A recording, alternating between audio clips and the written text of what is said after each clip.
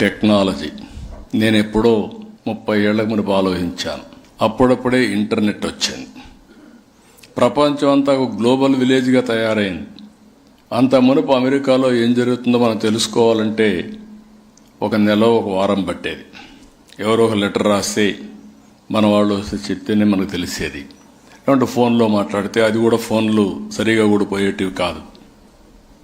అప్పుడు నేను ఆలోచించినప్పుడు ఐటీ యొక్క ప్రాముఖ్యత ఆలోచించి ఐటీని అడాప్ట్ చేశాను. ఆ రోజు ఒక మాట చెప్పాను. ఇది ఈరోజు చెప్పిన మాట కాదు, 30 ఏళ్లకు మునుపు చెప్పిన మాట. ఐటీ అడాప్ట్ చేసుకోండి, మన జీవితాల్లో మార్పు వస్తుంది. మన పిల్లలకు ఐటీ విద్య నేర్పించండి, అందరికంటే బాగా రాణిస్తారని ఆ రోజు నేను చెప్పాను. ఈరోజు గర్వంగా చెప్పగలుగుతున్నా. ఆ రోజు చేసిన పని మీరు చూస్తే హైదరాబాద్ నగరం నాలెడ్జ్ ఎకానమీకి చిరునామాగా తయారైంది.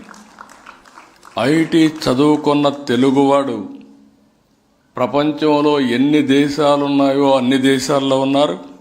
అన్ని దేశాల్లో హైయెస్ట్ తలసరి ఆదాయం అంటే అందరికంటే ఎక్కువ ఆదాయాన్ని సంపాదించే వ్యక్తి తెలుగువాడు కావడం గర్వ కారణం అని చెప్పి కూడా నేను మీకు తెలియజేస్తున్నా. అలాంటిది ఈరోజు ఇంకొక పక్క గుర్తుపెట్టుకోవాలి. ఐటీ జీవనోపాధి ఇస్తుంది. మన సంస్కృతి సాంప్రదాయాలు మనకు ఎక్కడ లేనటువంటి విలువలు ఇస్తాయి. ఆ విలువలతో ఎవరైతే ముందుకు పోతారో వాళ్ళకుండే ఆనందం వేరే వాళ్ళకు ఉండదు.